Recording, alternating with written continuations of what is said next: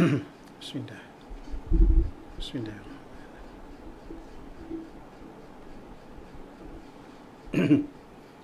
Allahumma salli ala Sayyidina Muhammad wa ala ali Sayyidina.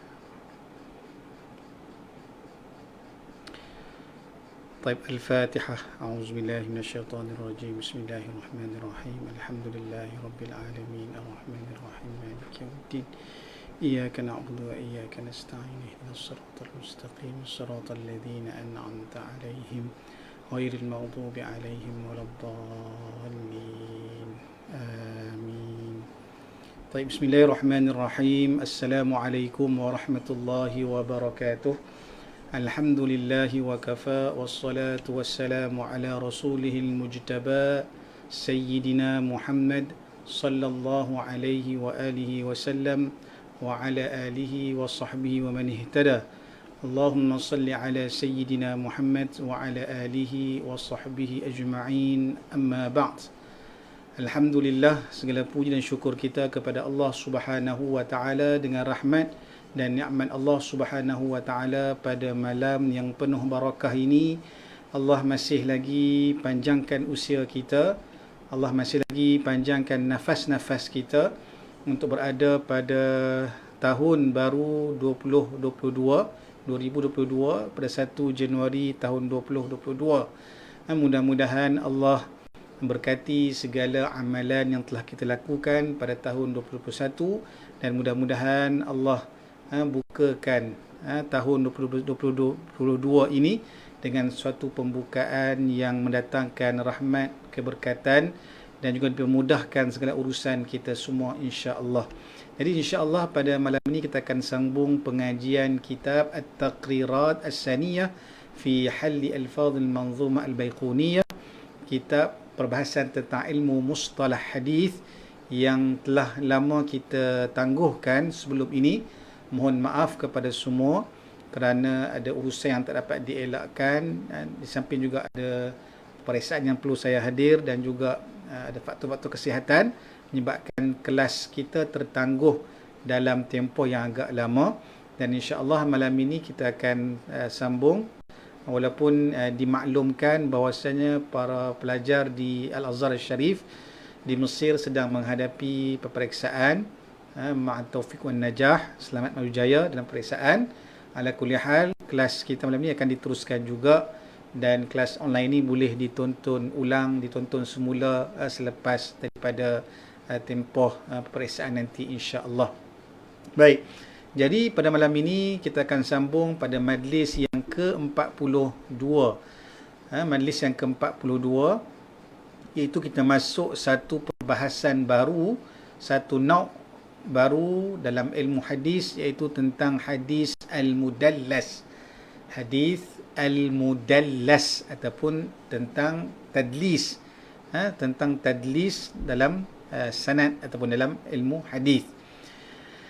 Jadi insya-Allah sebelum kita meneruskan perbahasan kita pada malam ini, kita akan mulakan dahulu dengan kita mengulangi hafazan Manzumah Baiquniyah daripada bait yang pertama sehinggalah bait yang ke-20. Bait yang yang ke-19, 18 itu tentang hadis mudallas dan juga 19 itu masih lagi bait yang menerangkan tentang hadis mudallas. Iaitu pecahan nauk kepada hadis mudallas dihuraikan pada bait yang ke-19 dan juga bait yang ke-20. Jadi kita akan tengok pada malam ini akan bait yang ke-18 dan juga 19 insya-Allah. Baik. Qala al-musannif rahimahullahu taala, Bismillahirrahmanirrahim. Abda'u bilhamdi musalliyan ala Muhammadin khairi nabiyyin ursila وذي من أقسام الحديث عدة وكل واحد أتى وحده أولها الصحيح وهو ما اتصل إسناده ولم يشذ أو يعل يرويه عدل ضابط عن مثله معتمد في ضبطه ونقله والحسن المعروف طرقا وغدا رجاله لك الصحيح اشتهرت وكل ما عن رتبة الحسن قصر فهو الضعيف وهو أقصى من كثر وما أضيف للنبي المرفوع وما لتابع هو المقطوع والمسند المتصل الإسناد من راوي حتى المصطفى ولم يبن وما بسمع كل راو يتصل إسناده للمصطفى فالمتصل مسلسل قل ما على وصف أتى مثل أما والله أمداني الفتى كذاك قد حدثنيه قائما أو بعد أن حدثني تبسما عزيز مروي اثنين أو ثلاثة مشهور مروي فوق ما ثلاثة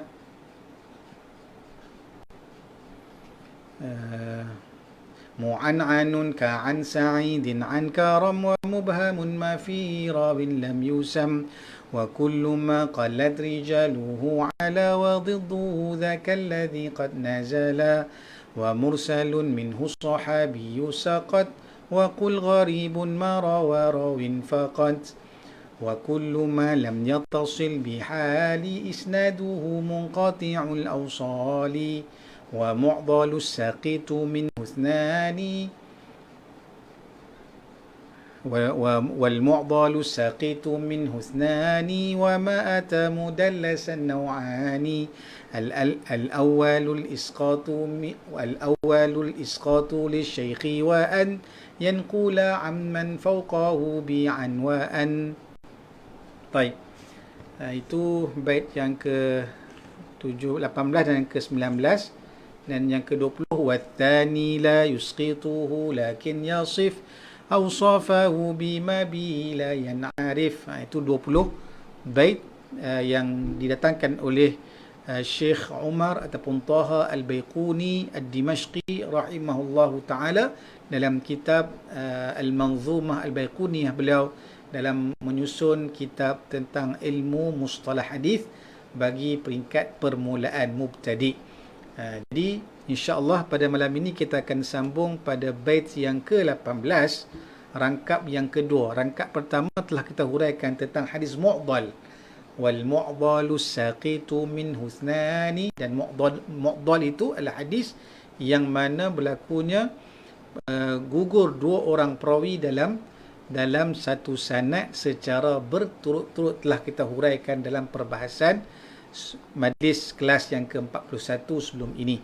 Jadi malam ini majlis yang ke-42 kita akan membincangkan tentang hadis mudallas yang kata nazim rahimahullahu taala wa ma ata mudallasan naw'ani. Wa ma ata mudallasan naw'ani. Kita buka kejap tengok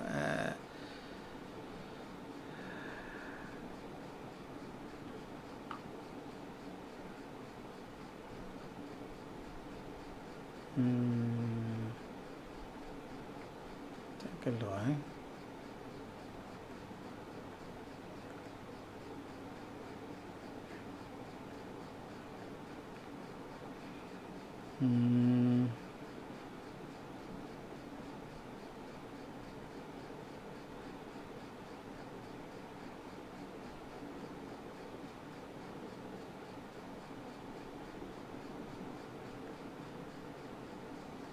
kita tak apa, tak keluar kitab untuk kita share. Sebentar.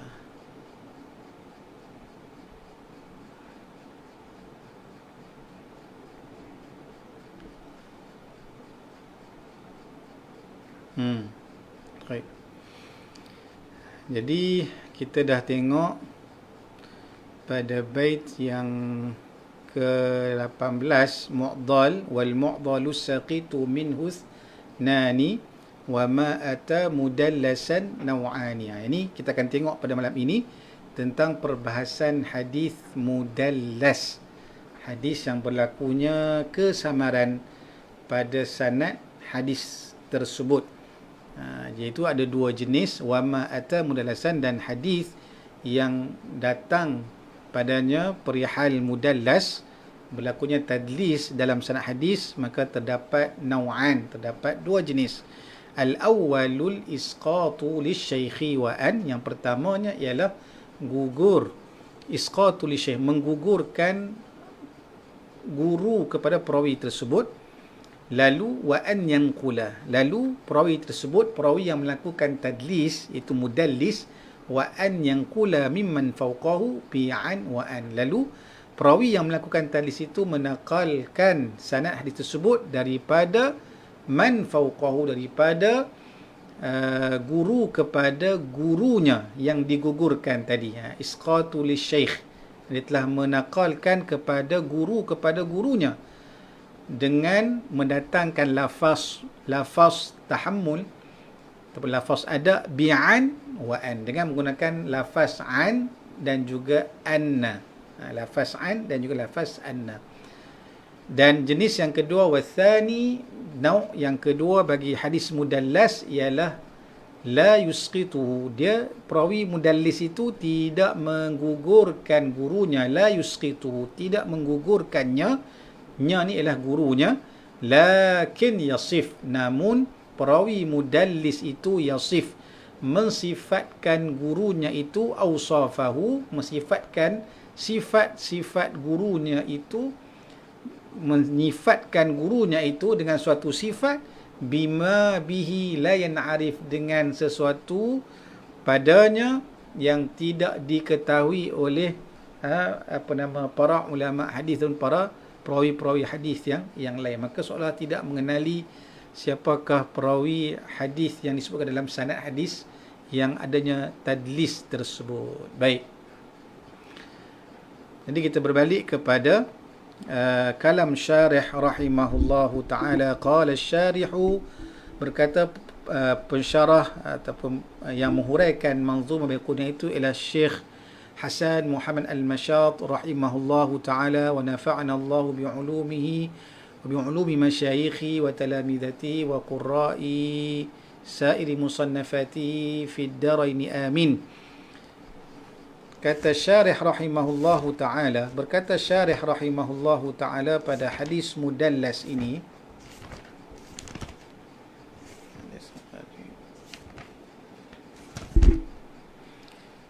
wama dalam nazam tadi, wama ata mudallasan naw'ani, maka wama di sini, wama ay wal hadithul ladhi ata hala kaunihi mudallasan bi fathil lamil musyaddadati naw'an.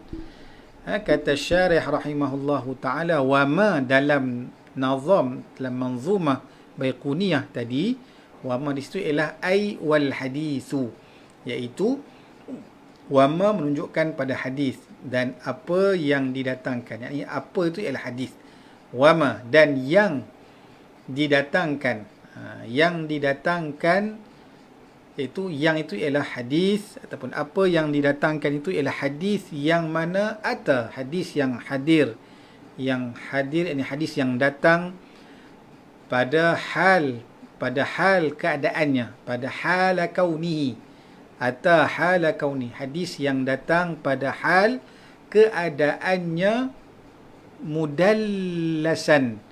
Mudallasan dibaca dengan fathil lam, disebut oleh syarih bi fathil lamil musyaddada, dibaca dengan mudallasan, itu ditasydidkan huruf lam, mim, dal, lam, sin, alif, mudallas, mim bari depan, dal bari atas, lam itu disyaddahkan, ditasydid, disabdukan, dalam bahasa kita disabdukan ataupun ditasydid, lalu di baris atas, mudallas. Naw'an, maka adanya dua jenis. Nanti saya akan huraikan sebentar lagi. Wa huwa lughatan ma'khudhun, ni kita terjemah dahulu. Wa huwa lughatan ma'khudhun minad dalas, maka mudallas ini diambil dari segi bahasa, ma'khudhun diambil daripada perkataan minad dalas bit tahrik, iaitu dibaca dengan baris atas huruf lam, bid minad dalasi, maka diambil dari perkataan ad-dalas, dibaca dengan tahrik, bit tahrik. Wa huwa ikhtilatuz zalami bin nur, iaitu ikhtilat, bercampurnya antara kegelapan dengan cahaya, bercampur antara gelap dengan cahaya. gelap pun tak terlampau gelap, cahaya pun tak terlampau cahaya. Maka berlakunya kesamaran. Sumniyal hadithu bidzalika lishtirakihima fil khafa, maka dinamakan hadis tersebut sedemikian kerana berkongsinya kedua-duanya pada maksud al-khafa, pada maksud tersembunyi. Al-khafa berlakunya tersembunyi. Baik, itu kalam syarah yang kita cuba untuk memahami dan menelitinya satu persatu, insya-Allah untuk kita faham. Baik, kata syarah rahimahullahu taala, kata syarah bahawa bila disebutkan tentang hadis mudallas ini, hadis perbahasan tentang hadis mudallas, pada bait yang ke-18 disebut wa ma ata mudallasan naw'ani. Apa yang hadis yang didatangkan perihal keadaannya sebagai mudallas, adanya tadlis dalam sanad hadis tersebut, maka ada dua jenis. Maka disebut tentang hadis mudallas ataupun disebut sebagai perbahasan tentang tadlis, ini adalah nau' ataupun perbahasan yang ke-20, jenis yang ke-20 perbahasan dalam ilmu mustalah dalam kitab Manzumah Baiquniyah ini. Dan bila sebut wama di sini, wama ay wal hadithul ladzi ata hala kaunihi mudallasan, maka di sini maksudnya adalah hadis yang mana alladzi ittasafa sanadahu bi kaunihi mudallasan. Hadis yang mana disifatkan sanadnya, hadis yang disifatkan pada sanadnya bi kaunihi mudallasan, maka berlakunya tadlis pada sanad hadis tersebut. Itu maksud wa ma ata mudallasan, hadis yang mana disifatkan pada sanadnya bikauni, dengan keadaannya, dengan perihalnya itu perihal pada sanadnya berlakunya tadlis ataupun mudallas. Mudallas isim maf'ul, hadis yang ditadliskan, hadis yang berlakunya kesamaran pada sanadnya. Hadis yang berlaku kesamaran pada sanad hadis tersebut disebut sebagai mudallas ataupun tadlis. Fihi tadlis, ini pada sanad hadis tersebut terdapatnya tadlis, yakni berlaku kesamaran pada sanad hadis tersebut. Nanti kita akan huraikan apa maksud kesamaran dalam sanad hadis, sesuatu sanad hadis tersebut. Ataupun disebutkan oleh juga para ulama hadis, disebutkan oleh Syekh Abdullah Sirajuddin rahimahullahu ta'ala dalam kitab Syarah Manzumah Baiquniyah yang beliau karangkan, beliau menyebut sebagai hadis mudallas ini sebagai suatu hadis alladhi dallasa fihi ar-rawi biwajhin min wujuhit tadlis.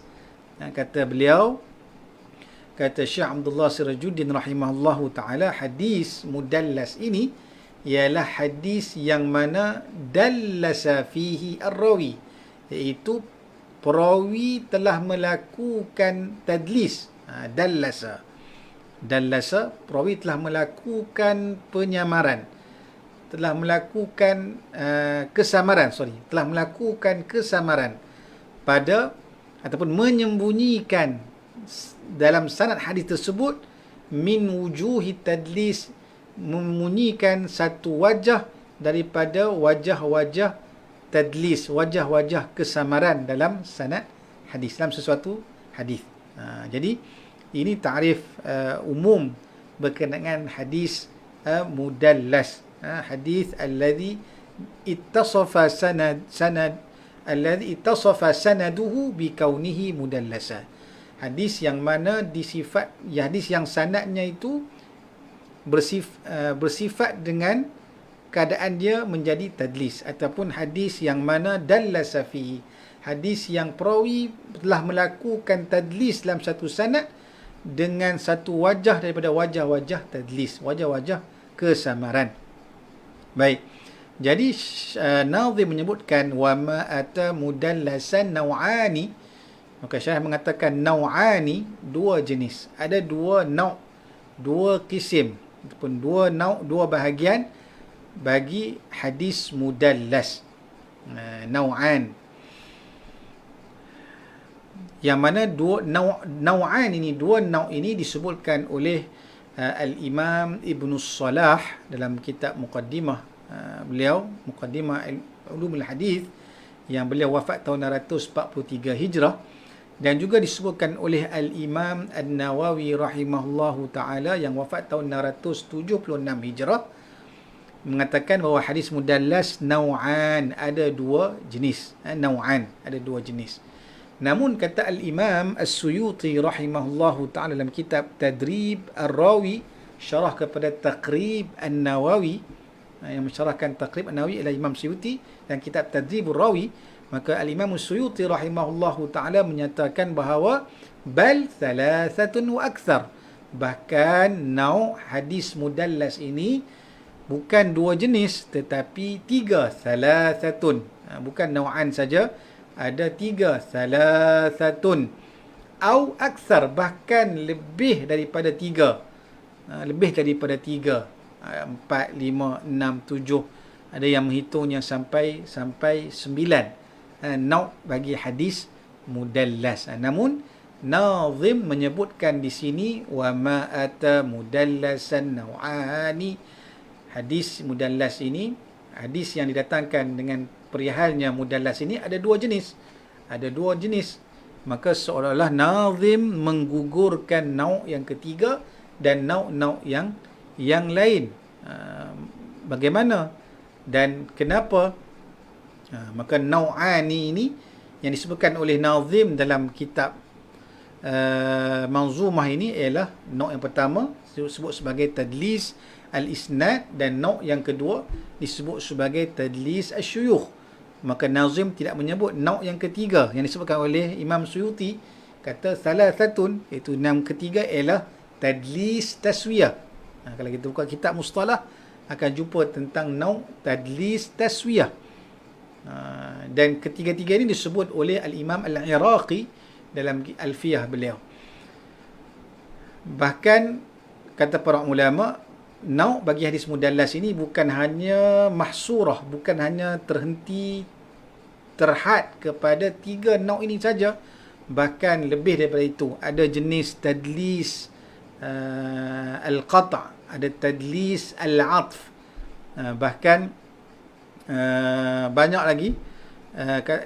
Syekh Abdul Majid Al-Ghawri hafizahullahu ta'ala dalam kitab Mu'jam Mustalahat Al-Hadithiyah, beliau memasukkan ada 9 jenis hadis tadlis, ataupun 9 tadlis dalam ilmu mustalah hadis. Ada tadlis al-istidrak, ada tadlis al-isnad. Ini yang kita akan bincang nau' yang pertama nanti.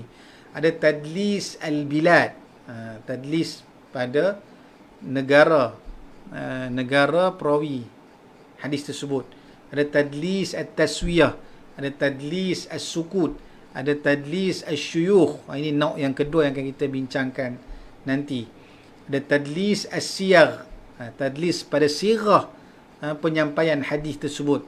Ada tadlis al-'atf, ada tadlis al-qata'. Ini ada 9 aksam tadlis dalam perbahasan ilmu mustalah. Bahkan juga disebutkan oleh para ulama usuliyun ada tadlis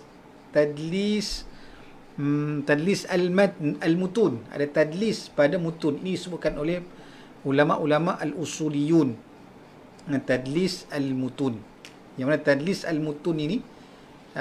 al-mutun ini kalau ikutkan para mustalah, para ulama-ulama hadis, disebut sebagai hadis mudraj, idraj ar-rawi, iaitu perawi melakukan idraj, memasukkan kalimah ataupun jumlah ke dalam kalam, dalam hadis Nabi, dalam ucapan Nabi sallallahu alaihi wa alihi wasallam. Ini dibincangkan nanti dalam bab mudraj nanti. Maka para ulama usuliyun meletakkan adanya tadlis al-mutun. Tapi para ulama-ulama hadis tidak membincangkan tentang tadlis al-mutun ini. Kerana tadlis al-mutun menurut para ulama-ulama hadis ialah al-mudraj. Itu dibincangkan pada perasaan al-mudraj, bukan dibincangkan dalam bab tadlis. Baik. Jadi kenapa Syekh Umar bin Taha Baiquni hanya menyebut 2, tidak menyebut 3, tidak menyebut banyak, tidak menyebut lebih daripada itu? Kenapa 2 saja? Kerana beliau menulis kitab Manzumah Baiquniyah ini sebagai kitab asas permulaan untuk mempelajari ilmu hadis, maka memadai dengan disebut 2 nau' hadis mudallas ini sahaja tanpa menyebut tentang nau'-nau' yang lain. Bahkan juga kata Syekh Muhammad Awwamah hafizahullah taala, bila beliau mentaklikkan kalam al-Imam Suyuti rahimahullah taala berkaitan dengan nau' hadis mudallas ini, adanya 3 bal salasatun wa akthar dan banyak daripada itu, maka al-Syekh Muhammad Awwamah hafizahullah taala menyatakan bahawa kesemua nau' yang banyak, nau' tadlis yang banyak itu, yang lebih daripada 2, yakni 3 ke atas, kesemuanya itu dia hanya akan kembali kepada ilal isnad, kembali kepada sanad hadis itu sendiri, dan wama yattasilu bih, dan yang berkaitan dengannya, tadlis asy-syuyukh. Jadi tadlisul isnad, tadlisul syuyukh ini merupakan asas dalam nau' hadis mudallas. Yang lain-lain itu dia akan kembali kepada tadlis al-isnad, dan juga tadlis asy-syuyukh, macam tadlis al-bilad, iaitu berlaku kesamaran pada perawi menyebut tentang sesuatu negara dinisbahkan kepada perawi tersebut. Maka itu disebut sebagai termasuk dalam perbahasan tadlis asy-syuyukh. Dan yang lain-lain itu kembali kepada tadlis al-isnad. Jadi punca kepada hadis mudallas ini ada 2, iaitu hadis tadlis al-isnad dengan tadlis asy-syuyukh. Baik.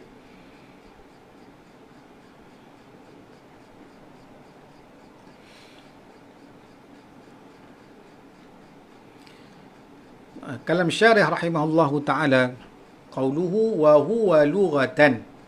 Wa huwa lughatan, wa huwa yakni mudallas. Wa huwa yakni mudallas, iaitu mudallas itu dari segi bahasa, lughatan. Maka mudallas dari segi bahasa ma'khudhun, diambil daripada perkataan minad dalasi, bit tahrik, dibaca dengan baris atas pada huruf lam, bukannya disukunkan, bukannya iskan, bukannya disukunkan. Ad-dals, minad dalasi, dibaca dengan baris atas pada huruf lam, minad dalasi. Maka dari segi bahasa, mudallas itu diambil daripada perkataan ad-dalasi, dibaca dengan baris atas. Dan maksud dalasi ini ialah ikhtilatuz zalami bin nur, iaitu dalas ialah ikhtilat, ikhtilat, bercampurnya antara az-zalam, antara kegelapan dengan cahaya, bin nur, gelap bercampur dengan cahaya. Maka jadi macam sama-sama lah, tak gelap sangat dan tak cerah sangat, jadi kesamaran, berlaku kesamaran. Gelap, tak gelap tapi ada cahaya sedikit bercampur, maka berlakunya kesamaran. Itu asal perkataan mudallas dan perkataan ad-dalasa. Kalau dibaca dengan sukun, kalau disukunkan huruf lam, ad-dals, disukunkan huruf lam, dals, maksudnya ialah khadi'ah, iaitu penipuan. khadi'ah, khida' berlakunya khadi'ah, penipuan. Sebab itu dalam ucapan orang Arab menyebutkan ucapan mali fihi walsun wala dalsun. Itu ucapan orang Arab disebut mali fihi dalsun wal mali fihi walsun wala dalsun. Bila sebut ucapan tersebut membawa maksud, maka mali fihi khiyanatun wala khadi'ah. Ini tidaklah bagiku padanya dalam suatu perkara itu khianah, pengkhianatan, walsun, khianah, wala dalsun, dan juga tidak berlaku wala khadi'ah. Dalsun disukunkan huruf lam membawa maksud khadi'ah, menipu. Tidak berlakunya walsun, khianat, dalsun, penipuan. Itu dalam ucapan orang Arab. Jadi itu dari segi bahasa, maka mudallas diambil perkataan ad-dalasa dengan tahrik yang bermaksud ikhtilatuz zalam bin nur, iaitu berlakunya kesamaran, tak terlampau cerah, tak terlampau gelap, samar-samar. Kalau cerah, terang, tak samar. Kalau gelap, gelap tak nampak. Maka kesamaran itu yang dimaksudkan dengan ad-dalas. Dan qauluhu summiyal hadis, dinamakan hadis ini sedemikian. Summiyal hadithu bidzalik, dinamakan hadis mudallas ini sebagai mudallas. Kenapa? Lishtirakihima fil khafa, kerana ishtirak, berkongsinya kedua-duanya dari segi makna lughawi dengan makna istilahi, fil khafa, berishtirak, berkongsinya itu pada makna al khafa, adanya adanya tersembunyi, adanya khafa, kesamaran, sesuatu yang tidak jelas, kabur, berlakunya kesamaran dan sesuatu yang tidak jelas, khafa ataupun tersembunyi. Bahkan kata Al-Imam Al-Hafidh Ibnu Hajar Al-Asqalani rahimahullahu ta'ala dalam kitab Nukat ala Muqaddimah Ibnu Salah, beliau menyebutkan bahawa kenapa dinamakan hadis mudallas ini sebagai mudallas dari segi bahasa, kesamaran, dan dikaitkan dalam hadis sebagai mudallas. Kenapa? Kata Imam Al-Hafiz Ibnu Hajar, wa ka'annahu azlama amrahu, seolah-olah perawi hadis itu azlama amrahu, telah menggelapkan amrahu, telah menggelapkan perihal sanad hadis tersebut, ala nazir, menggelapkan pandangan yang jelas kepada sanad hadis tadi, ala nazir, ke atas orang yang nak melihat sanad hadis tersebut, litaghtiyati wajhi as-shawab fihi, untuk kenapa dibuat kesamaran tadi, digelapkan perkara yang jelas terhadap satu sanad hadis tersebut, litaghtiyati wajhi as-shawab, untuk menutup, litaghtiyah, untuk menutup akan wajah, yakni sanad yang sebenarnya dalam sesuatu hadis tersebut. Ini perkaitan makna lughawi dengan istilahi, kerana ada kesamaan pada khafa, tersembunyi tadi, menyembunyikan kebenaran, menyamarkan sesuatu perkara untuk melihat ada suatu bentuk yang tak jelas ataupun kesamaran. Itu dipanggil tadlis ataupun mudallas. Sebab itulah para ulama mutaakhirin, antaranya Dr. Mahmud At-Tahan dalam kitab Taisir Mustalah Hadis, beliau menyebutkan bahawa hadis mudallas ini sebagai ikhfa'u aibin fil isnadi wa tahsinun li zahiri.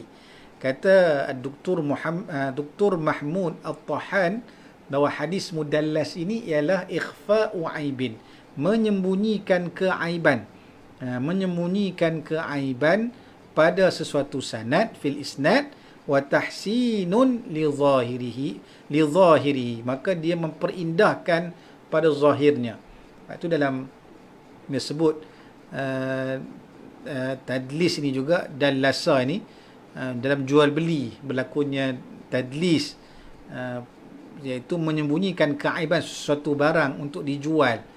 Jadi disebut sebagai satu bentuk tadlis dalam jual beli, jadi dalam bab ini, maka kata para ulama, kerana menyembunyikan keaiban pada sanad hadis tersebut, lalu mencantikkan pada zahirnya, untuk melihat hadis itu cantik, baik pada zahirnya. Bahkan juga kata Dr. Nuruddin Aitr dalam kitab Usul Al-Jarh wa Ta'dil, maka beliau juga menyebut, mentarifkan at-tadlis ini, at-tadlis, membuat kesamaran, menyembunyikan keaiban pada sanad hadis tersebut, dengan istilah at-tamwih. At-tamwih at-tamwihu fi isnadil hadis au ruwatihi. Itu membuat tamwih, penyamaran ataupun kesamaran, membuat menyaluti pada sanad hadis tadi. Tamwih mawwa, ini menyaluti sanad hadis tadi ataupun perawi-perawi hadis tadi dengan suatu sifat yang lain yang tak dikenali, yang tak jelas, menyebabkan nampak macam bersambung ataupun nampak macam berlakunya tahdis dalam sanad hadis tersebut, sedangkan tidaklah. Baik, itu disebutkan oleh Dr. Nuruddin Aid rahimahullahu ta'ala. Baik, jadi itu dari segi bahasa lah, boleh sebut tentang hadis mudallas, diambil dari perkataan ad-dalas, iaitu bermaksud ikhtilat al-zalam bin nur, bercampurnya cahaya gelap dengan cahaya, yang mana digunakan bagi istilah mudallas, hadis mudallas, kerana berlakunya al-khafa, sesuatu yang tersembunyi, ada yang disembunyikan, ataupun yang berlakunya kesamaran dalam sesuatu sanad hadis. Baik, kemudian kata syarih rahimahullahu ta'ala, an-naw'ul awal. Setelah menyatakan tentang maksud hadis mudallas dari segi bahasa, maka nazim menyebut tentang naw' yang pertama. Maka untuk lebih memahami tentang maksud hadis mudallas ini, maka kena lihat pada naw' dia, kena memahami tentang naw'. Di situ kita akan faham maksud hadis mudallas, yang mengikut naw' dia ada takrif dia tersendirilah. Hadis mudallas, naw' tadlis al-isnad ada takrifnya, tadlis al-syuyukh juga ada takrifnya di sisi para ulama hadis. Maka naw' yang pertama, naw'ul awal, qala asy-syarih rahimahullahu taala, an-naw'ul awwalu tadlisul isnad. Naw' yang pertama ialah tadlisul isnad. Ini naw' yang pertama, berlakunya tadlis, kesamaran pada sanad hadis. Ini berlakunya penyembunyian, keaiban pada sanad hadis, tadlisul isnad. Dan apakah gambaran hadis yang disebut sebagai tadlisul isnad, tadlis pada sanad hadis? Kata syarih rahimahullahu ta'ala, wa huwa an yusqitar rawi isma syaikhihi. Kata syarih, iaitu bagaimanakah gambaran bagi hadis mudallas yang berlaku tadlis pada isnad, tadlis pada sanadnya, iaitu an yusqitar rawi, iaitu seorang perawi itu, perawi yang melakukan tadlis sebagai mudallis.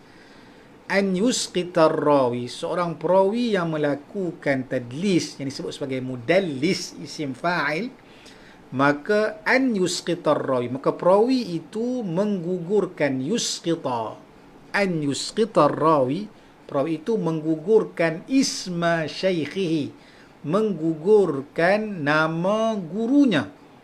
Kan, perawi hadis ini, maka dia menggugurkan, perawi dia ambil riwayat daripada gurunya, daripada guru kepada gurunya, kepada guru kepada gurunya, kepada sampailah kepada sanad hadis. Mungkin sampai kepada sahabat Nabi, sampai kepada baginda Nabi sallallahu alaihi wa alihi wasallam. Maka perawi yang melakukan tadlis ini, tadlisul isnad, perawi ini mengambil daripada gurunya. Namun dia menggugurkan gurunya ini, an yusqitar rawi isma syaikhihi, maka dia menggugurkan nama gurunya dalam sanad hadis. Sepatutnya rawi ini mengambil daripada gurunya, tapi rawi ini telah menggugurkan nama gurunya. An yusqitar rawi isma syaikhihi. Kemudian bagaimana berlaku? Wa yartaqi ila syaikhihi. Maka perawi ini yartaqi, maka dia naik sanad hadis tadi, yartaqi, meningkat, yartaqi, menaik, sanad hadis itu menaik kepada syaikhihi, maka sanad itu bila digugurkan gurunya, nama gurunya, maka sanad tadi beralih meningkat kepada guru kepada gurunya. Guru kepada gurunya, maka dia menaik sanad hadis tersebut ila syekhihi au min bal au man fawqahu, ataupun mungkin juga rawi ini menggugurkan guru kepada gurunya, kepada guru kepada guru kepada gurunya, maka sanad ini naik kepada fawqahu au man fawqahu, naik kepada guru kepada guru kepada gurunya, maka naik pada guru kepada guru kepada gurunya, maka naik terus, maka menggugurkan nama, tidak menyebut nama dua orang di sini, ataupun boleh jadi seorang, boleh jadi dua orang, yang mana mimman huwa mu'asirun lidzalika rawi. Ini dia punya syarat dia, yang mana perawi yang melakukan tadlis ini dengan mimman huwa mu'asirun lidzalika rawi, yang mana yang dia naik sanad hadis ini, yang dia naikkan sanad hadis ini, mestilah perawi ini sezaman, mu'asirun, makna perawi yang disandarkan sanad kepada perawi yang mudallis ini, maka mestilah mu'asirun lidzalika rawi yang melakukan tadlis. Maknanya bila dia menggugurkan an yusqita rawi isma syaikhihi ataupun man fawqahu, maka dengan syarat huwa mu'asirun lidzalika rawi, maka yang disandarkan ini mestilah sezaman dengan rawi yang melakukan tadlis tadi. Maksudnya rawi yang tadlis ini dia menggugurkan dua orang perawi yang sepatutnya gurunya dan guru kepada gurunya ini, disebabkan perawi ini dengan perawi yang dinisbahkan sanad hadis tadi, maka dia mu'asirun, dia sezaman. Dia sezaman. Bertemu, berjumpa. Sezaman. Lalu fayusnidu dzalika ilaihi, lalu disandarkan, diisnadkan sanad hadis ini kepada ilaihi, dzalika ilaihi, kepada perawi yang mana sezaman tadi, mu'asirun tadi, lalu disandarkan sanad hadis tadi kepada mu'asirun lidzalika rawi ini dengan lafaz la yaqtadi ittisalan. Maka disandarkan sanad hadis ini kepada perawi yang mu'asirun, yang sezaman dengan perawi yang melakukan tadlis ini, dengan satu lafaz yang tidak menunjukkan la yaqtadi, yang tidak menunjukkan la yadullu, yang tidak menunjuk kepada maksud ittisal. Dia tak guna haddasana fulanun, dia tak kata sami'tu fulanan, saya mendengar si fulan ini, dia tak kata si haddasana ataupun sami'tu. Kenapa? Li'alla yakunu kadiban, supaya perawi ini, perawi yang melakukan tadlis ini tidak menjadi kadhib, tidak menjadi berdusta dalam sanad hadis tersebut, dalam menyampaikan sanad hadis tersebut. Sebab apa? Kalau dia berdusta, dia kata haddasana, sedangkan dia tidak mendengar daripada perawi ini, maka dia berdusta. Maka dia menggugurkan dua orang perawi ini, dan dia sezaman dengan perawi ini, maka dia menyandarkan sanad tersebut kepada perawi ini, namun menyandarkan dengan lafaz yang bukan menunjukkannya ittisal. Dia menggunakan lafaz lain, iaitu apa? Ka qawlihi an fulan, seperti ucapan perawi yang melakukan tadlis ini, yang menyandarkan sanadnya kepada perawi yang sezaman dengannya dengan mengucapkan an fulan, daripada si fulan. Dia tak kata haddasana fulan, dia tak kata sami'tu fulana, dia tak kata. Kalau dia kata, dia berdusta. Tapi dia kata an, daripada si fulan. Maka dia tak kata saya dengar daripada dia, saya kata daripada si fulan. daripada si fulan, maka dia tidak berdusta. Maka hanya berlaku kesamaran, tak jelas betul ke dia si rawi mudallis ini mendengar daripada si fulan ataupun dia tak dengar, dia hanya sebut an daripada, maka tak jelas lafaz an ataupun lafaz anna bahawasanya si fulan, maka tak jelas dia dengar ke direct ataupun dia dengar daripada orang lain. Baik, jadi itu maksud tadlis al-isnad, iaitu seorang perawi menggugurkan seorang nama gurunya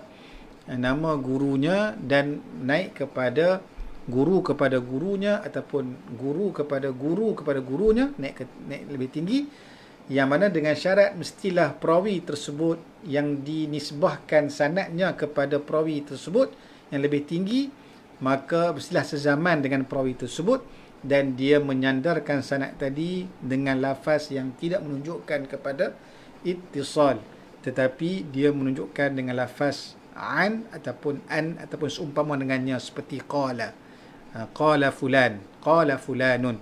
Itu juga satu bentuk sirah yang tadlis, yang berlakunya yang tidak jelas, berlakunya kesamaran pada sanad hadis tersebut.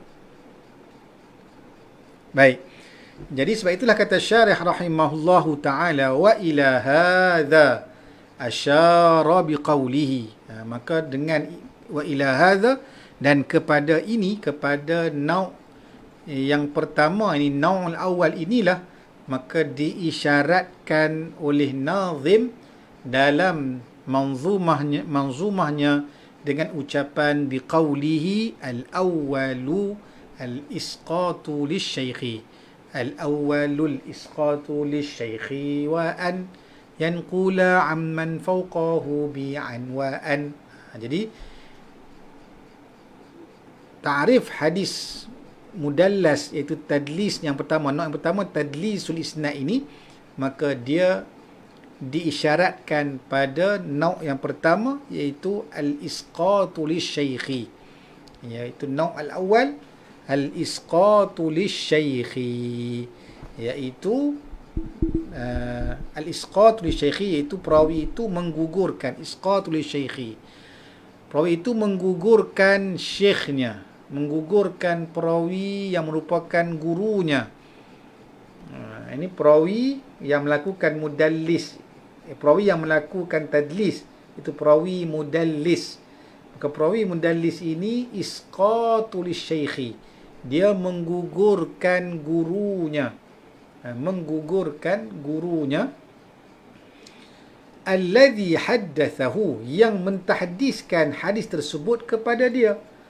Asalnya guru ini yang mentahdiskan, yang menyampaikan hadis tersebut kepada perawi ini guru dia. Perawi ini mengambil daripada gurunya, tapi hadis mudallas ini perawi yang melakukan tadlis menggugurkan, isqat lisyaykhi, menggugurkan gurunya, tidak menyebut nama gurunya yang meriwayatkan hadis kepada dia. Alladhi haddathahu, maka dia menggugurkan perawi gurunya ini.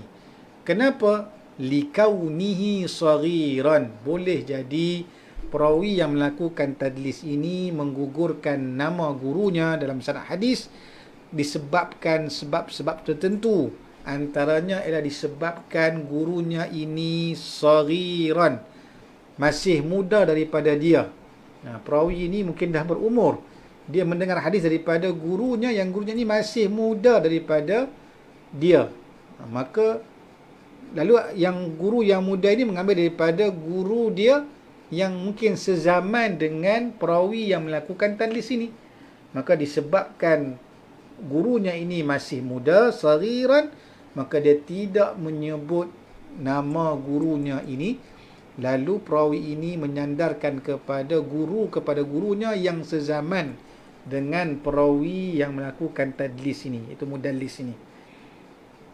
Mungkin sebab masih muda, masih kecil, masih muda, dan dia dah berumur, dah berusia, maka digugurkan nama gurunya yang masih muda ini. ataupun dhaifan, ataupun perawi yang melakukan tadlis ini dia menggugurkan nama gurunya disebabkan gurunya ini dhaif di sisi para muhaddisin, sebahagian mungkin dhaif di sisi orang yang memusuhi gurunya ini, orang yang berlawanan dengan gurunya, maka mungkin didhaifkan oleh orang lain, tetapi mengikut perawi ini maka gurunya thiqah, gurunya ini tidak dhaif. Tapi mungkin di sisi orang lain, terutama perawi-perawi yang lain yang mungkin adanya berlaku khilaf, berlakunya perbalahan yang akhirnya menyebabkan didhaifkan perawi tersebut, maka lalu disebabkan perawi ini dhaif di sisi orang lain, maka dia digugurkan oleh perawi yang melakukan tadlis ini. Perawi yang melakukan tadlis ini. Baik. Walau inda ghairihi faqat. Itu kalau walaupun dhaifnya itu di sisi orang lain, di sisi perawi-perawi yang lain sahaja. Tapi mungkin tak dhaif di sisi para muhaddisin, para perawi-perawi yang lain. Namun digugurkan juga sebab ada dhaif pada sifat perawi pada gurunya ini. Okay. Lalu wa an yanqula, lalu bila digugurkan isqatu lisyaikhi wa an yanqula, lalu dia pun menakalkan, wa an yanqula, lalu dia menakalkan hadis tadi, sanad hadis tadi, amman ay an syaikhihi, maka dia menakalkan hadis tadi, sanadnya bila gugurkan nama gurunya maka dia menakalkan sanad hadis dengan guru kepada gurunya. Ay amman ay an syaikhihi. Faman fawqahu, dan juga boleh jadi menggugurkan juga guru kepada gurunya, maka jadilah dia menyandarkan kepada fawqahu, lebih tinggi daripada guru kepada gurunya, maka dia menyandarkan kepada guru kepada guru kepada gurunya. Jadi perawi tadi mudallis, maka dia menggugurkan gurunya ataupun man fawqahu, guru kepada gurunya. Ma'zuratan, dia kata wa an yanqula amman ay an syaikhihi faman fawqahu lah, ataupun perawi yang atasnya, guru kepada gurunya lah, yang mana kedua-dua ini sama ada amman syaikhihi ini ataupun syaikhihi ini, iaitu yang dia nakalkan ini, maka dia menggugurkan nama gurunya lalu disandarkan kepada gurunya ini ataupun kepada guru kepada gurunya ini, maka mestilah mimman urifa.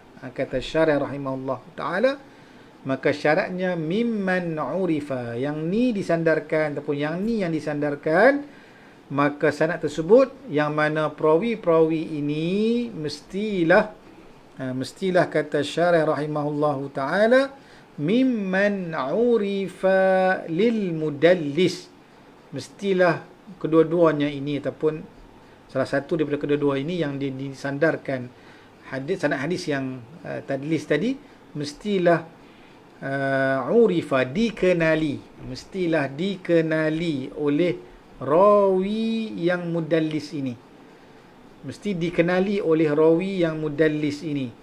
Mudallis perawi yang melakukan tadlis, itu mudallis. Mudallas hadis yang dilakukan tadlis pada sanad hadis. Maka mestilah perawi yang dinisbahkan, yang disandarkan sanad hadis mudallas ini, maka mestilah dikenali oleh perawi yang melakukan tadlis ini, iaitu berlakunya liqa'uhu, bertemunya perawi hadis ini, perawi hadis yang melakukan tadlis ini dengan perawi yang dinisbahkan sanad hadis tadlis ini, mestilah liqa'uhu sama'un minhu, dan dia bertemu dan mendengar daripada daripada guru yang muasir, yang sezaman tadi. Dia bila sezaman, dia jumpa dan mendengar. Sama ada mendengar hadis yang hendak disampaikan ataupun tidak mendengar hadis yang hendak disampaikan, lalu dia menisbahkan hadis tersebut kepada guru yang dia jumpa, yang sezaman dengan yang dia dengar. Ini noktah yang penting. Maka di sana adanya muasirun, mestilah sezaman antara perawi yang mudallis dengan perawi yang dinisbahkan kepada sanad hadisnya kepada hadis mudallas tersebut, maka mesti sezaman, muasirun. Dan juga disebutkan dalam kalam syarah ini, mestilah liqa, bertemunya perawi yang mudallis ini dengan perawi yang hendak dinisbahkan sanad hadis mudallas tersebut. Mestilah bertemu, berjumpa. Sama'un minhu, dan dia mendengar daripadanya. Mendengar itu bukan mesti mendengar hadis yang hendak disampaikan, juga mendengar hadis-hadis yang lain. Mendengar hadis-hadis yang lain. Baik. Di sini kata syarih rahimahullahu ta'ala, syarih itu Syekh Hasan al-Mashat rahimahullahu ta'ala melakukan ta'liq pada kalam tentang liqa'uhu sama'un minhu, tentang soal dalam suatu hadis mudallas itu, perawi yang mudallis itu mestilah muasirun, sezaman, dan mesti bertemu dengan guru tersebut.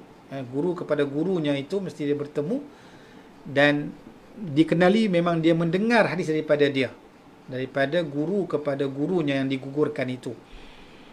Sama ada dia mendengar hadis yang hendak disampaikan ataupun hadis yang tidak didengar, ataupun dia dengar hadis lain tapi dia menisbahkan hadis itu kepada gurunya yang digugurkan itu. Maka di sini kata syarih rahimahullahu ta'ala, amma idza rawa amman asarahu wa lam yu'raf lahu sama'un minhu fahuwa al-mursal khafi kama yu'khadh minan nukhbah. Jadi kata syarih rahimahullahu, kata Syekh Hasan al-Mashat rahimahullahu ta'ala, adapun sekiranya perawi itu meriwayatkan daripada perawi yang sezaman dengannya, mana perawi mudallis ini dia menggugurkan nama gurunya, atau dia meriwayatkan daripada guru kepada gurunya, yang mana dia sezaman dengan guru kepada gurunya ini, walam yu'raf lahu sama', tetapi mudallis ini tak diketahui bahawa dia ni memang mendengar hadis daripada guru kepada gurunya yang digugurkan ini, maka tak diketahui sama'. Maka kata syarih rahimahullahu ta'ala, maka kalau dia tak sezaman, minta maaf, dia sezaman tapi tidak diketahui mendengar daripada perawi ini, yang guru kepada gurunya yang digugurkan ini, maka ia adalah hadis mursal. Bentuk ini disebut sebagai hadis mursal al-khafi, sebagaimana dijelaskan oleh Al-Hafiz Ibnu Hajar Al-Asqalani dalam kitab An-Nukhbah, dalam kitab Nukhbatul Fikar dan selain daripadanya.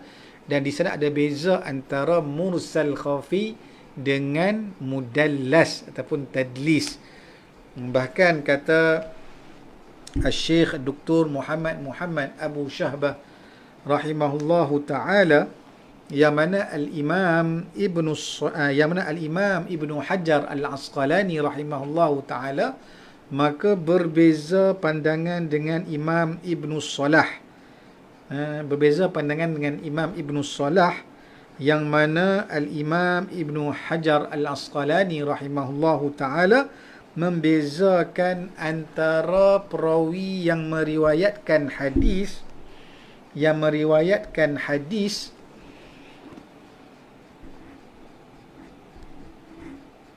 daripada perawi yang dia bertemu dengannya tetapi tidak mendengar daripada dia.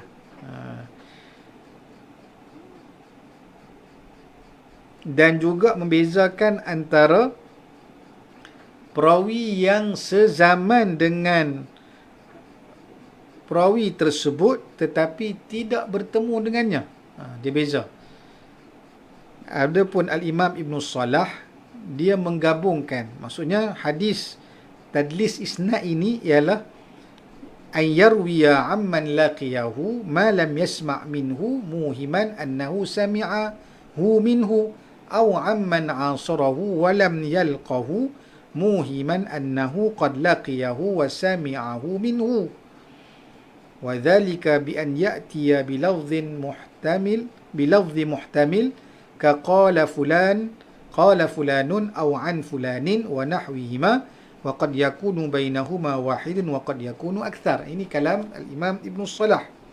Ibn Salah mengatakan bahawa tadlisul isnad ini ialah seorang perawi itu meriwayatkan daripada seorang yang dia bertemu dengannya tetapi tidak mendengar daripadanya, yang muhiman, yang mendatangkan iham, mendatangkan rasa sangkaan yang tidak kuat bahawasanya dia mendengar daripada perawi yang dia bertemu tadi tapi tidak mendengar daripadanya, ataupun amman asarahu, ataupun perawi yang sezaman dengannya tetapi dia tidak pernah berjumpa dengan perawi tersebut, mendatangkan muhiman, mendatangkan waham, sangkaan yang tidak kuat bahawasanya dia telah bertemu dan mendengar daripada perawi tersebut.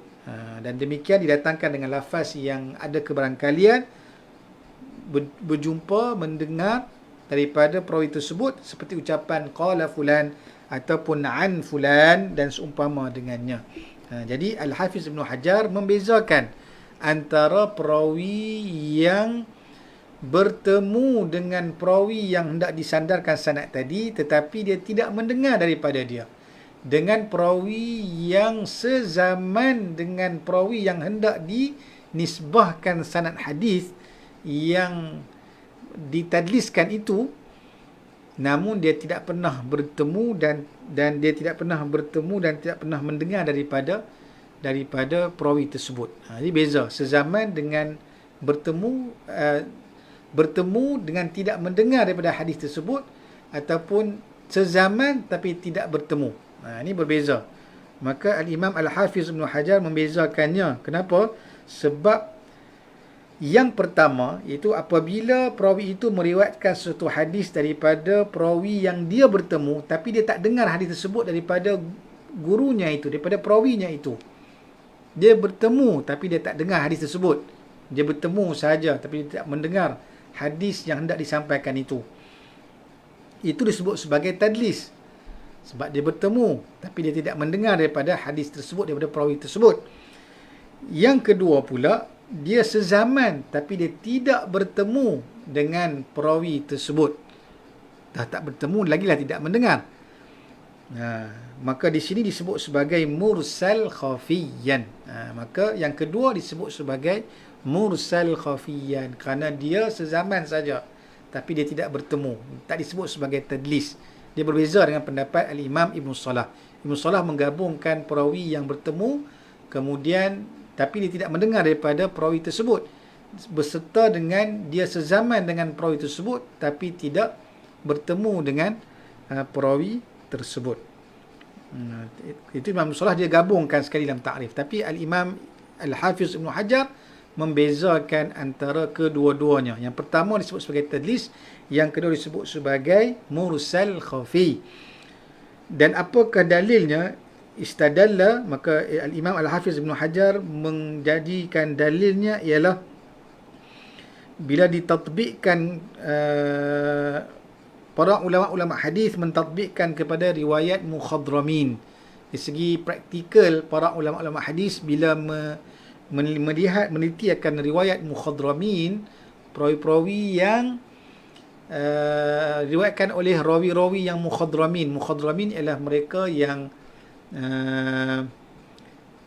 perawi yang masuk Islam pada zaman Nabi tapi tidak sempat bertemu dengan Nabi, ataupun dia masuk Islam di zaman Nabi tapi Nabi telah pun wafat. Kan? Maka dia tak sempat bertemu dengan Nabi, tapi dia sezaman dengan Nabi, dia tak berjumpa dengan Nabi. Maka adakah dia sahabat? Tidak. Dipanggil mukhadramin. Mereka yang mungkin sempat jahiliyah kemudian masuk Islam dan tidak sempat bertemu dengan Nabi SAW, maka disebut sebagai mukhadramin. Baik, seperti Abi Uthman An-Nahdi dan Qais bin Abi Hazim. Ini di kalangan mukhadramin. Abi Uthman An-Nahdi dan Qais bin Abi Hazim. Baik, bila mana mereka meriwayatkan daripada anin Nabi SAW, maka disebut sebagai min qubail al-irsal. Riwayat Abi Uthman An-Nahdi dengan Qais bin Abi Hazim ini bila riwayatkan daripada Nabi, maka disebut sebagai mursal khafi, kerana mereka tidak bertemu dengan Nabi, tapi mereka sezaman dengan Nabi. La min qubail tadlis, tak dinamakan sebagai tadlis, tak dipanggil sebagai tadlis, sebagai mursal khafi. Kalaulah di semata-mata mereka sezaman dengan Nabi, maka sudah tentulah disebut sebagai tadlis. Tetapi riwayat mukhadramin daripada Nabi tak disebut sebagai tadlis, disebut sebagai mursal al-khafi. Di situlah hujah Al-Hafiz Ibn Hajar Al-Asqalani dalam membezakan antara syarat liqa dengan syarat muasir. Tak cukup dengan muasir, mesti liqa. Tapi liqa ni pula tak semestinya mendengar hadis tersebut daripada perawi tersebut. Boleh jadi dia tidak mendengar daripada perawi tersebut. Baik.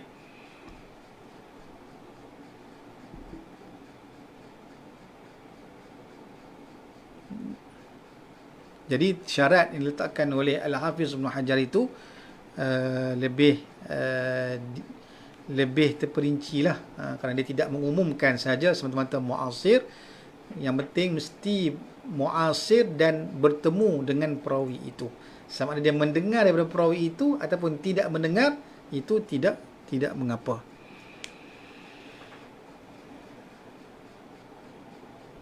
Baik. Jadi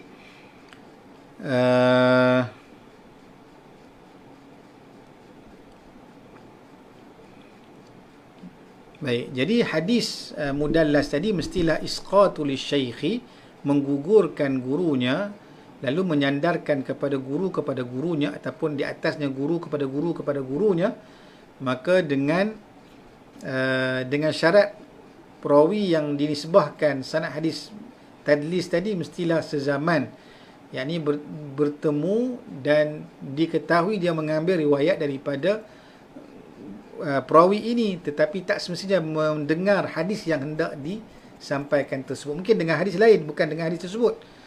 Baik, jadi dia menyandarkan sanad hadis tadi kepada perawi yang dinisbahkan sanad hadis tersebut dengan lafaz bilafzin muhimin lis sama', dengan lafaz yang menimbulkan waham, menimbulkan keraguan, ataupun kita kata sangkaan yang lemah. Waham ini sangkaan yang lemah. Muhim, zon, sangkaan yang kuat.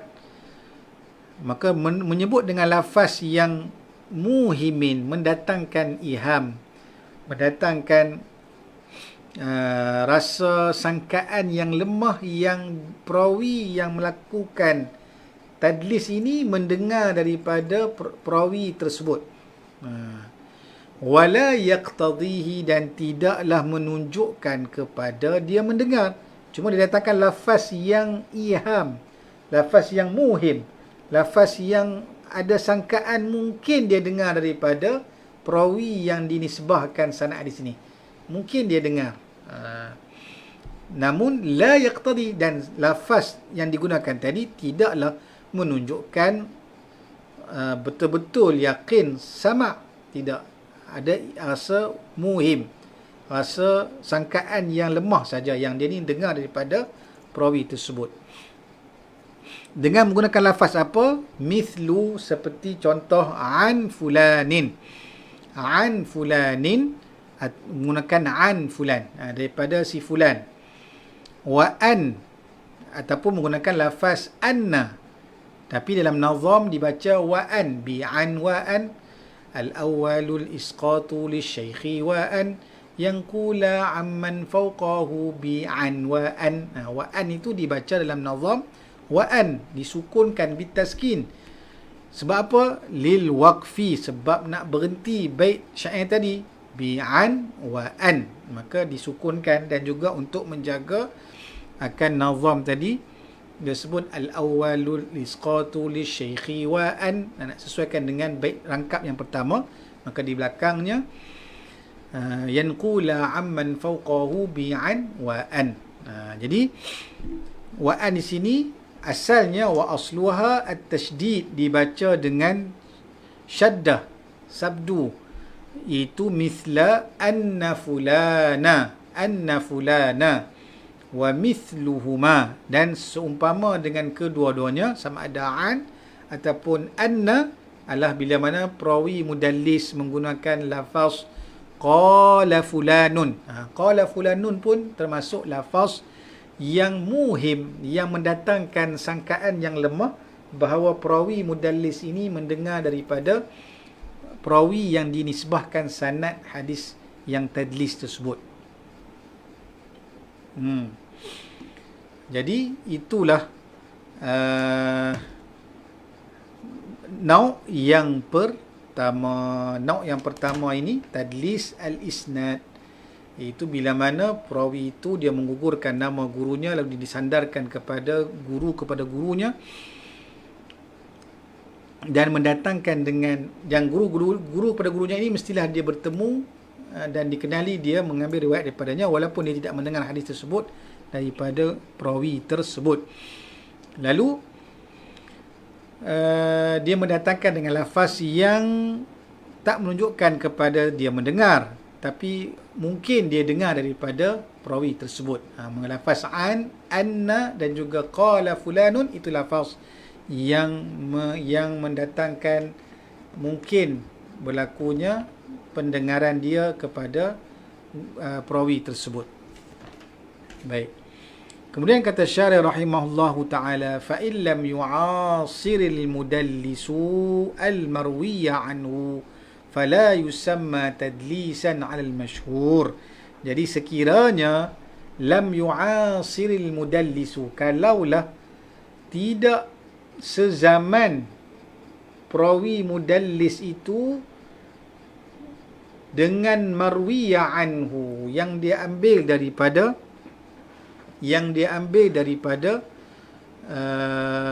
sanad hadis tersebut. Maksudnya kalaulah dia menggugurkan gurunya, maka dia ambil daripada guru kepada gurunya. Maka kalaulah tidak sezaman antara perawi yang melakukan tadlis ini dengan perawi yang dia disandarkan sanad hadis tersebut, dia tak sezaman. Kalau sezaman selesailah.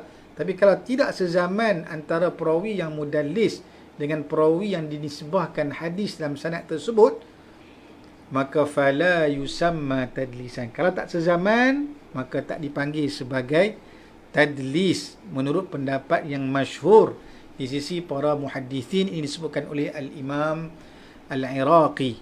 Maka pendapat yang masyhur, kalau tak sezaman saja antara perawi mudallis dengan perawi yang dinisbahkan hadis sanad tersebut, maka tak dipanggil sebagai mudallis. Disebut sebagai munqati', hadis yang terputus sanadnya. Wa ala muqabilihi, dan pendapat yang kedua, muqabil masyhur, muqabil kepada yang masyhur, mengatakan hadis itu sebagai hadis fat tadlis. Masih lagi sanadnya berlakunya tadlis dengan ta'rif mereka, ta'rif sekumpulan sebahagian para muhaddithin yang mengatakan bahawa kalau tak sezaman pun perawi itu dia mengambil hadis daripada seorang perawi yang mungkin tak sezaman, tapi dia tidak mendengar daripadanya, maka tetap dipanggil juga sebagai tadlis menurut sebahagian pendapat kelompok kaum daripada kalangan para muhaddithin, dengan ta'rifnya fatadlisu an yuhadditha ar-rajulu amman lam yasma' minhu bilafzin ghairi sarihin fis sama'. Ini ta'rif muqabil masyhur, lawan kepada masyhur. Yang masyhur kalau tak sezaman langsung antara perawi yang mudallis dengan perawi yang dinisbahkan sanad hadisnya itu, maka tidak dipanggil sebagai tadlis. Tapi menurut pendapat yang muqabil masyhur, maka pendapat kedua ini mengatakan masih lagi dikira sebagai tadlis. Sebab menurut mereka tadlis ialah an yuhaddithar rajul, bila mana seorang perawi hadis itu meriwayatkan hadis daripada amman lam yasma' minhu, daripada perawi yang dia sendiri tidak pernah mendengar daripada sanad daripada perawi tersebut. Amman lam yasma' minhu itu bila mana seorang perawi, maka dia meriwayatkan daripada perawi lain yang dia sendiri tidak pernah mendengar daripadanya. Bila tidak mendengar, tidak bertemu. Bila tidak bertemu, maka tidak sezaman. Bila di situ, maka dikira juga sebagai hadis mudallas dengan syarat bilafzin ghairi sarihin fis sama', dengan syarat mendatangkan lafaz yang tidak jelas, yang dia betul-betul dengar daripada perawi yang dia nisbahkan tadi, yang dia sandarkan, yang dia isnadkan tersebut. Ini ta'rif muqabil masyhur. Ta'rif yang pertama, itu ta'rif yang masyhur. Syarat untuk hadis mudallas, mestilah perawi yang mudallis itu sezaman dengan perawi yang hendak dinisbahkan sanad hadis tersebut. Mesti dia sezaman. Bila sezaman, sama dia bertemu ataupun tidak bertemu. Kalau menurut pendapat Ibn Salah, bertemu dan tak bertemu masih dianggap sebagai hadis mudallas. Tapi menurut Al-Imam Al-Hafiz Ibn Hajar, mesti dia sezaman dan bertemu. Tak boleh sezaman saja, mesti kena bertemu. Kalau tak bertemu, maka dia tak dianggap sebagai mudallas, tapi disebut sebagai mursal khafi. Itu disebutkan oleh Al-Hafiz Ibnu Hajar. Sebab itulah kata qala Ibnu Abdul Bar, berkata Al-Imam Ibnu Abdul Bar dalam kitab At-Tamhid, wa ala hadha fama salima min at-tadlisi la malikun wala ghairuhu. Kalaulah menurut ta'rif wa ala hadha ni kembali kepada ta'rif muqabil al-masyhur. Wa ala hadha, mengikut ta'rif muqabil masyhur tadi, kalau tadlis itu ialah seorang perawi yang meriwayatkan hadis daripada perawi yang dia tidak pernah mendengar daripadanya dengan lafaz yang tidak sarih, maka kalau itulah ta'rif yang dipegang, maka fama salima minat tadlisi, maka tak ada siapa selamat daripada perkara tadlis dalam pengriwayatan hadis. La malikun, demikian juga tidak selamat bagi Imam Malik, dan wala ghairuhu, dan juga selain daripadanya dalam bab tadlis ini kalau mengguna pakai ta'rif muqabilil masyhur tadi. Baik, itulah pentingnya sezaman tadi. Perawi yang melakukan tadlis ini mesti sezaman untuk baru dikata sebagai tadlis. Dikatakan sebagai tadlis, mesti sezaman. Tak boleh saja tidak menyebut sezaman. Tidak boleh saja tidak menyebut tidak semestinya sezaman. Mesti kena sebut sezaman.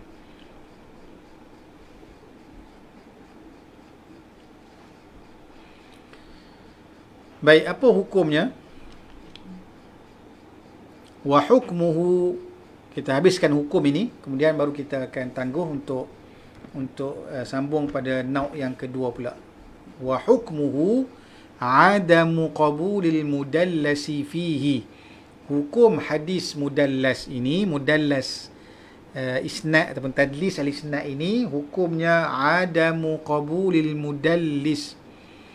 Maksudnya adamu qabulil mudallasi fihi, maka tidak diterima akan hadis yang mudallas, hadis yang terdapat padanya perihal mudallas, hadis yang berlakunya tadlis sanad ini, maka tidak diterima. Walakin idza sarraha al-mudallisu, tetapi apabila perawi yang mudallis, perawi yang melakukan tadlis itu sarraha, menjelaskan, menyatakan dan menjelaskan idza sarraha al-mudallisu al-ma'rufu bitadlis, sekiranya perawi yang dikenali sebagai perawi yang melakukan tadlis menzahirkan, menjelaskan dengan suatu lafaz yang menunjukkan kepada al-ittisal, bima yaqtadi al-ittisal, ka'an yaqula sami'tu aw haddathana aw akhbarana wa kana thiqatan qubila marwiyuhu. Jadi kata Syarah rahimahullahu ta'ala, apabila ini tak diterima hadis mudallas ini, namun apabila perawi yang mudallis yang dikenali sebagai mereka yang melakukan tadlis ini sarraha, menjelaskan, menyatakan sirah dalam sanad hadis itu, menunjukkan bahawa dia bersambung sanad dengan perawi yang diambil hadis tersebut dengan menggunakan lafaz ka'an yaqul sami'tu, saya mendengar, au haddathana, telah mentahdis kepada kami, au akhbarana, telah mengkhabarkan kepada kami, wa kana, dan perawi yang mudallis itu thiqatan, perawi yang siqah, maka qubila marwiyuhu, maka diterimalah pengriwayatan hadis tersebut. Di sini ada perbahasan yang agak panjang sedikit yang disebutkan oleh para ulama. Antaranya disebutkan oleh Syekh Abdullah Sirajuddin rahimahullahu taala. Di sini ada tafsil sedikit, ada perincian di sini untuk difahami bagaimana kata beliau tentang hukum tadlis al-isnad di sini, bahwasanya inna hadzal naw'a min at-tadlisi makruhun jiddan. Sesungguhnya nau' tadlis al-isnad ini merupakan tadlis, suatu bentuk kesamaran, satu bentuk penyembunyian keaiban sanad hadis itu yang bersifat makruhun jiddan, makruh, sangat dibenci. Qad dhammahu aktsarul ulama, yang mana kebanyakan para ulama mengejinya. Hatta inna fariqan minhum radda riwayata man urifa bidzalik, bahkan sehinggakan sebahagian para ulama hadis menolak akan riwayat perawi-perawi mudallis yang dikenali di kalangan para ulama hadis banyak melakukan tadlis. Wa in sarraha, sekiranya perawi yang melakukan tadlis ini sarraha, menyatakan, menzahirkan, menjelaskan yang dia mendengar hadis tersebut, kama hakahu an-Nawawi, sebagaimana dinyatakan oleh Imam Nawawi rahimahullahu taala, maka thumma bayyana anna al-qawla as-sahiha fi dhalika huwa at-tafsil. Maka dalam masalah perawi yang dikenali sebagai mudallis ini, maka dia mentasrihkan, menjelaskan yang dia mendengar daripada perawi yang diambil itu, walaupun dia dikenali sebagai perawi yang mudallis, maka di sini ada tafsil, ada perincian di kalangan para ulama. Macam mana? Yang pertama, fama rawahu al-mudallisu bilafdhin muhtamilin lam yubayyin fihi al-ittisala la yuqbal. Kalaulah riwayat hadis tersebut diriwayatkan oleh perawi yang mudallis dengan lafaz yang muhtamil, lafaz yang ada kebarangkalian yang tidak dijelaskan pada sanad hadis tersebut, bersambung sanadnya dengan perawi yang dinisbahkan itu, la yuqbal, tidak diterima riwayat perawi mudallis ini, sebab dia menggunakan lafaz an dan juga an, dan dia tidak mentasrihkan, tidak menzahirkan dia dengar ke tidak, dia bersambung tak sanad tadi dengan perawi yang dinisbahkan sanad tersebut, maka tak diterima. Kalau digunakan kaqauli an fulanin, an fulan, yang sebut tu an fulan daripada perawi yang mudallis, yang dikenali di kalangan para ulama sebagai melakukan tadlis, makruf, orang yang selalu buat kesamaran pada sanad hadis, maka tak diterima, bahkan dihukumkan sebagai al-inqita', terputus sanad tadi, sebab dia menggunakan lafaz yang muhtamil, yang ada kebarangkalian. Kalau wama bayyana fihi al-ittisal, adapun kalau dia menjelaskan pada sanad hadis yang lain berlakunya al-ittisal, berlakunya bersambung sanad, contohnya disebut dalam satu riwayat yang lain, haddathani fulanun aw sami'tu fulanan aw haddathana aw akhbarana aw nahwa dhalik. Dalam riwayat yang lain dinakalkan yang dia menyebut lafaz haddathana fulan, sami'tu fulanan. Maka disebutkan ucapan-ucapan tersebut lafaz yang jelas ittisal, maka kata para ulama maqbulun muhtajjun bihi, maka diterima dan dijadikan sebagai hujjah haitsu kana thiqatan. Dari sudut mestilah perawi yang melakukan tadlis tadi, mudallis tadi, seorang yang thiqah.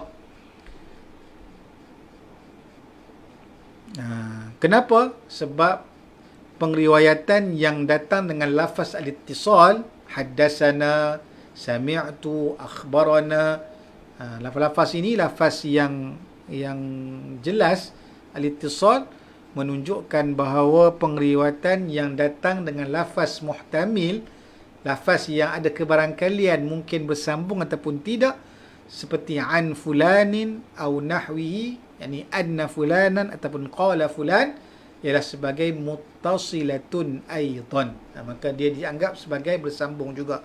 Bila ada riwayat yang menyebut haddathana, akhbarana, sami'tu, dan riwayat yang lain pula menyebut an, anna, riwayat yang sama tapi mana hadis yang sama tapi ada dua jalan periwayatan yang lain, satu menunjukkan lafaz yang ittisal, satu lagi lafaz yang muhtamil, maka diterima akan lafaz yang dizahirkan secara muttasil tadi, yang ditasrihkan sebagai al-ittisal tadi.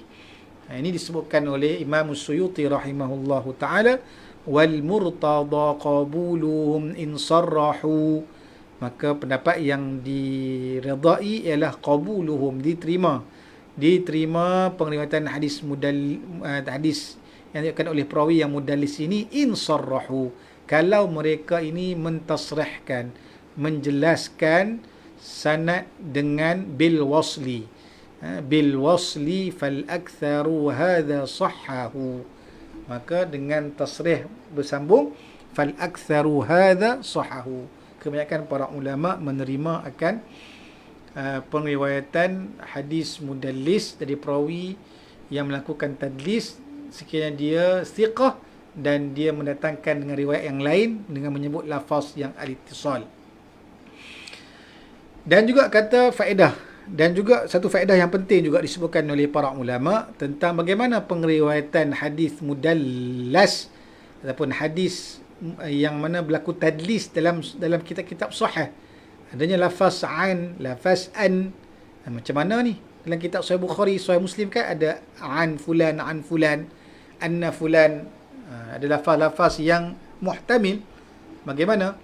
Maka disebutkan oleh Syekh Abdullah Sirajuddin bahwasanya wa min huna yu'lam, di sini kita difahami bahawa annal hadits alladhi jaa fi sahihaini aw ahadis sihahi an ahadil mudallisin bi lafdhin muhtamilin ka'an lahu riwayatun ukhra sarraha fiha bis sama'. Jadi di sini difahamilah bahawa bila ada ulama kata kalau perawi mudallis itu meriwayatkan secara lafaz muhtamil, tak diterima. Tapi kalau dilafazkan dalam riwayat yang lain, lafaz secara al-ittisal, boleh diterima kalau perawi mudallis itu adalah thiqah. Maka disilah difahami bahawa dalam kitab sahihain, dalam kitab Sahih Bukhari dan Sahih Muslim, maka ataupun salah satu kitab sihah dalam kutubus sittah, kan, maka didatangkan riwayat-riwayat yang ada an fulan, anna fulan, qala fulan. Ini lafaz-lafaz yang muhtamil. Ada lafaz-lafaz yang muhtamil, maka ini menunjukkan bahawa riwayat tersebut yang didatangkan lafaz yang seolah nampak macam hadis mudallas, lahu riwayatun, hadis tersebut adanya riwayat lain yang ditasrihkan padanya dengan lafaz sama', adanya haddathana, akhbarana ataupun sami'tu.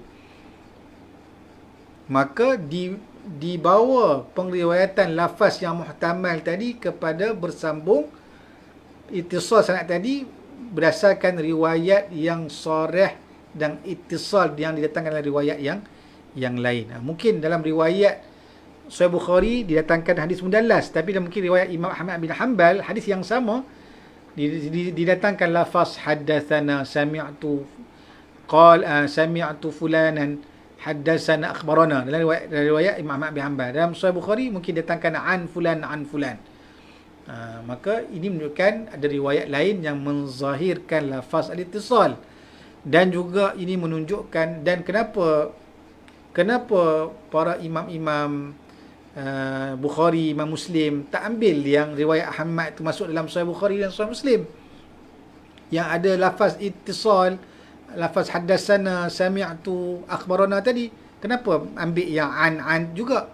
Kata para ulama, barangkali mereka ini udul, mereka berpaling daripada mengambil riwayat-riwayat lafaz yang sarih tadi, sebabnya meletakkan lafaz yang muhtamil tadi, kerana yang lafaz sarih tadi lam tattafiq ma'a syartihi, tidak mengikut syarat Imam Bukhari dan juga Imam Muslim. Maka lafaz yang muhtamil itu mengikut syarat Imam Al-Bukhari dan juga syarat Imam Muslim. Maka tak diambil lafaz yang sarih, tapi diambil lafaz yang muhtamil. Maka diterima akan periwayatan hadis mudallis dari perawi yang thiqah, dan di adanya riwayat lain yang menyatakan al-ittisal secara sarih, secara jelas. Baik.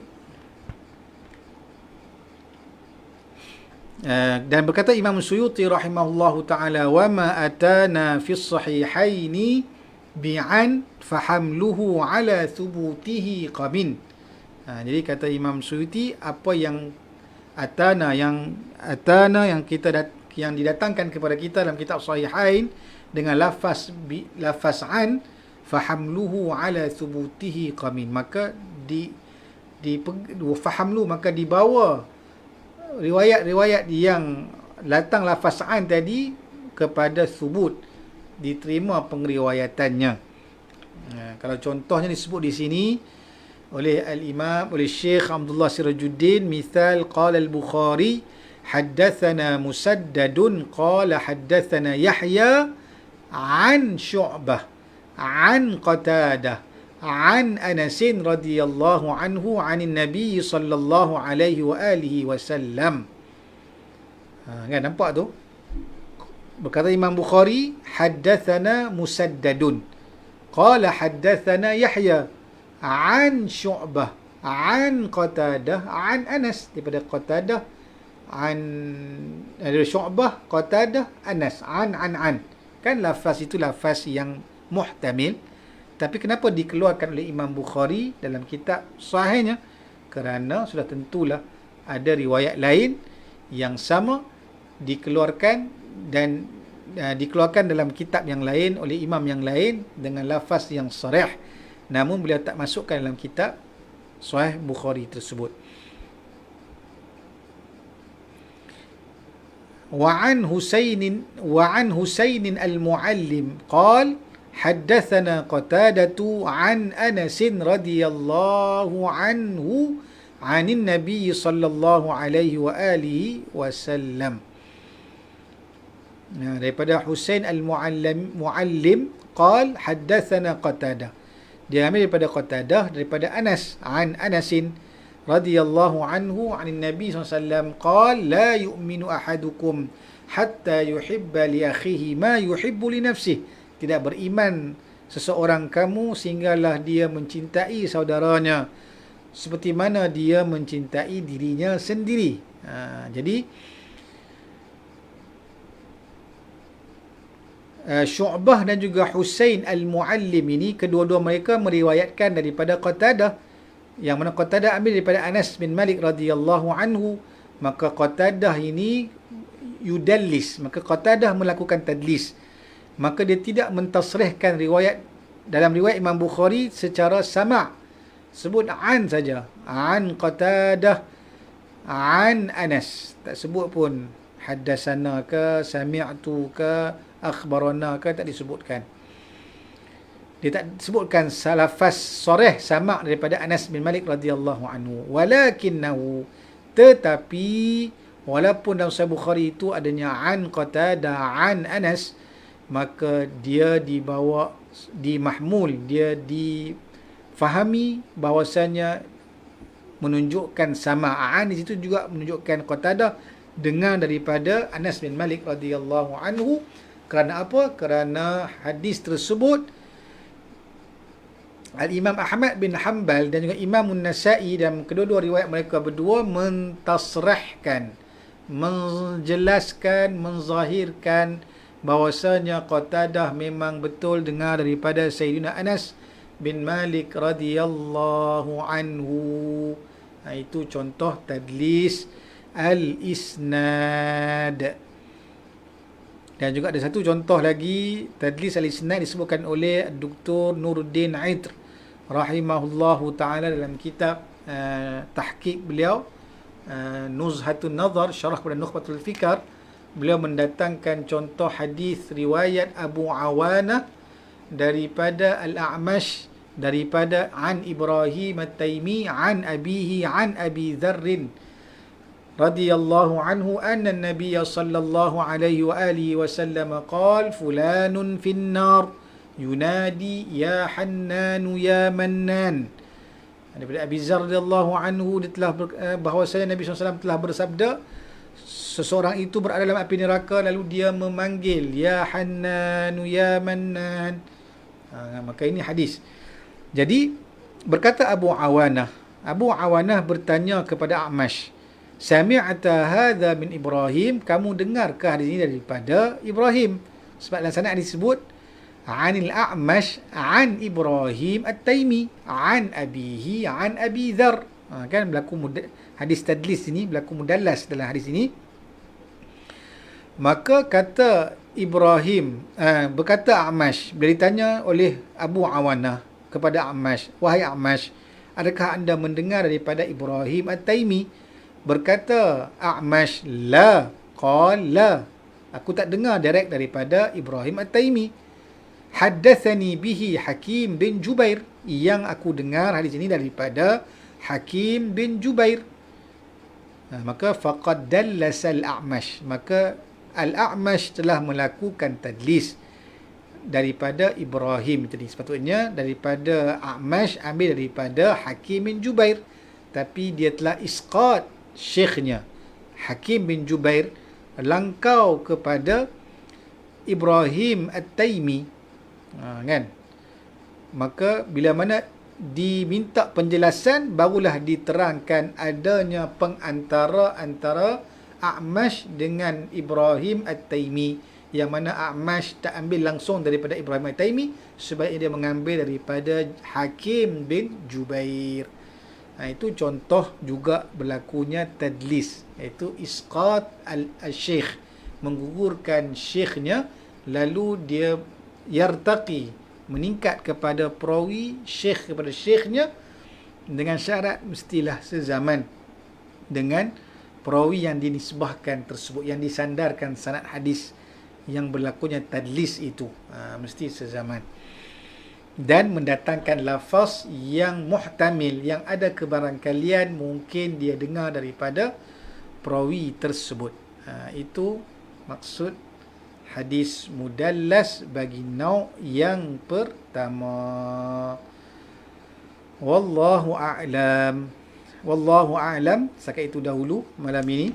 Kita ambil nauk yang pertama dahulu, dan nauk yang kedua itu tadlis asy-syuyukh, insya-Allah akan sambung pada minggu hadapan biiznillah subhanahu wa taala. Mohon maaf agak panjang sedikit, lebih masa untuk kita habiskan nauk yang pertama sebelum kita beralih kepada nauk yang kedua pada akan datang biiznillah subhanahu wa taala. Mudah-mudahan dapat memahami sedikit sebanyak malam ini tentang hadis mudallas, yang mana berlakunya kesamaran pada sanad hadis yang dilakukan oleh perawi yang mudallis itu dengan tadlisul isnad, nauk yang pertama, dengan dia menggugurkan gurunya lalu disandarkan kepada gurunya yang dia sezaman dengan perawi tersebut, dengan mendatangkan lafaz yang muhtamil, yang tidak jelas, yang samar, yang dia mendengar daripada perawi tersebut, dan lafaz itu tidaklah menunjukkan dia itu berdusta, sebab dia tak kata dia dengar, dia hanya menyatakan disandarkan saja kepada perawi tersebut. Wallahu alam. Aqulu qawli hadha wa astaghfirullahalazim lakum. Jadi kita akhiri dengan sama-sama berselawat kepada baginda Nabi sallallahu alaihi wa alihi wasallam. Allahumma salli afdhalas salatin ala as'adi makhluqatika sayyidina Muhammadin wa ala آله وصحبه وسلم عدد معلوماتك ومداد كلماتك كلما ذكرك الذاكرون وغفل عن ذكره الغافلون اللهم صل أفضل الصلاة على أسعد مخلوقاتك سيدنا محمد وعلى آله وصحبه وسلم عدد معلوماتك ومداد كلماتك كلما ذكرك الذاكرون وغفل عن ذكره الغافلون